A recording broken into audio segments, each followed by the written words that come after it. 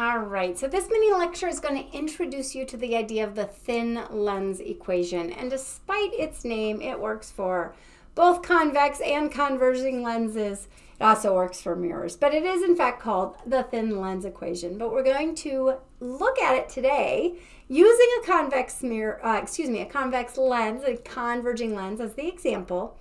And then I will give you kind of some of the details about how we use conventions when we use it for convex lenses, concave lenses, and both convex and concave mirrors. All right, so I've drawn a ray tracing for a convex lens. And what we're going to do in this mini lecture is just go through the definitions, introduce the idea of the thin lens equation, and then some more additional powerful equations that we can use when dealing with lenses and in some cases mirrors. All right, so we have our convex lens, our optical axis. Here's our object is on this side, on this picture, and our image is being produced on the opposite side of the lens. And hopefully you recognize right away this is a real image because it is indeed being created by the intersection of light rays. We know that because it's inverted. Okay. So a couple of vocabulary words we need to be attentive to in our lens equation. The first is the distance between the object and the lens. We call that our object distance. So the distance between the object and the lens. Okay. Our image distance is similar. It's the distance between the image and the lens.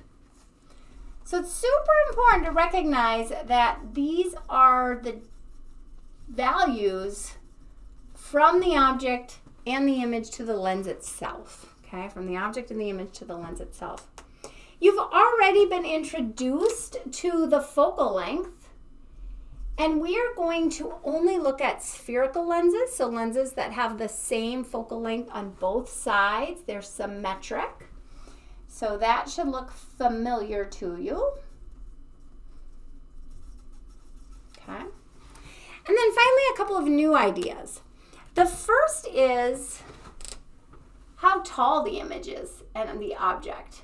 We call that the object height and the image height. So it's the height of the object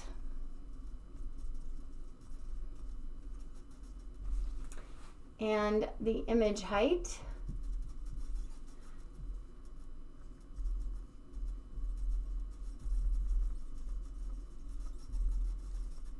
of the image, of course. All right, so how tall they are. All right. We introduced the idea of the curviness of the lens and its power, its ability to refract.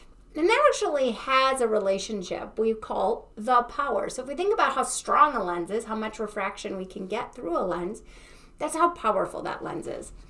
The power of a lens is given by 1 over the focal length. Okay, and go back to that mini lecture on the lens and you can see how we talk about changing the shape of the lens changes the location of the focal point. Well, that's also changing the power of the lens. And the unit for power is the diopter, and it's in units of 1 over meters. Okay, so you might, if you wear glasses, your prescription is in diopters. That's how curvy, how strong your lens is. So that's a new piece of information for you. And the second is the ratio of the image height to the object height. And we call that ratio of the image height to the object height the magnification.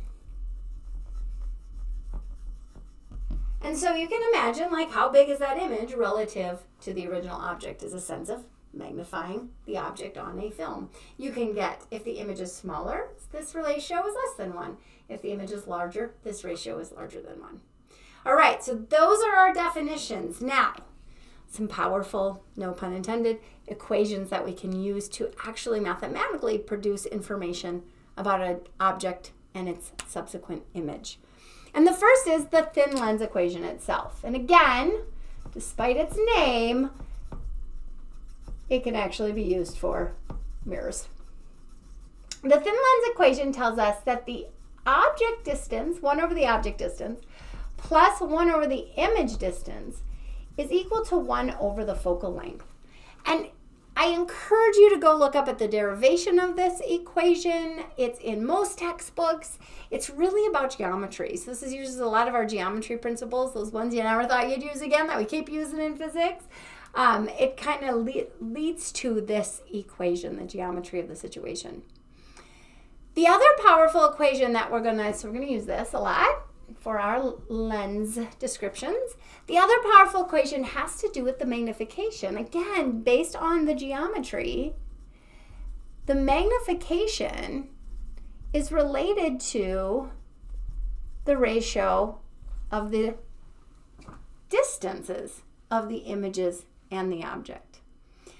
Now, this, if we assumed everything was positive and negative, this just gives that magnification in a positive and negative value. That ratio can be positive and negative. But what I'm about to introduce is that there are some sign conventions, meaning sometimes object, image, focal lengths, and heights are positives, and sometimes they're negatives. And so we're going to talk about those conventions, but it does have an impact on our magnification equation, and it's with a negative sign. So our true magnification equation, that's going to give us even more information about types of images, and we'll use those in an example, is the ratio of the heights is equal to the ratio of the distances negative. All right, so this is the other powerful equation that we're going to use. So let's in fact look at those sign conventions. There's always sign information in physics, positives and negatives, and the same is true in our optical unit in terms of different ways we look at heights and distances and therefore magnifications and focal lengths. All right. We are actually, so when things are positive or when things are negative. Now, we're actually going to only look at cases where our object distance is positive. We are not going to look at cases where our object distance is negative.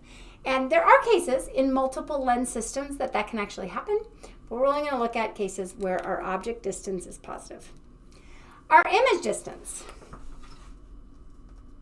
All right? Well, in this example, our image is on the side opposite of the lens as our object. So when the image is opposite side of the lens as our object, the image is positive.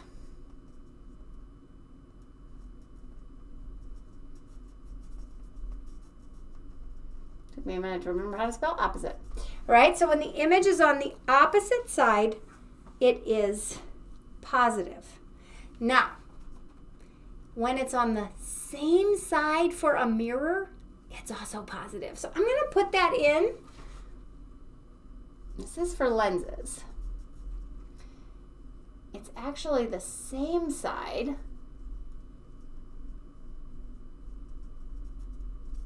for a mirror. Okay, so we just want to note that. We haven't gotten to mirrors yet, but we're going to use the same equation. So I'm going to give you all these conventions right now. When it is on the same side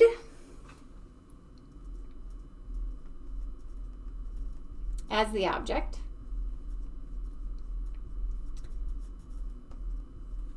the image distance is negative for a lens, okay? And when did we see that? Well, when we did the conceptual ideas of image formation in a convex lens, and I put my object inside the focal point, remember that image was on the same side as the object. It would be negative, okay? That distance of the image will be negative.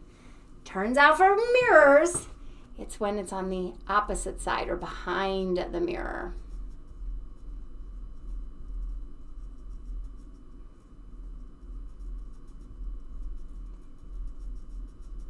Okay.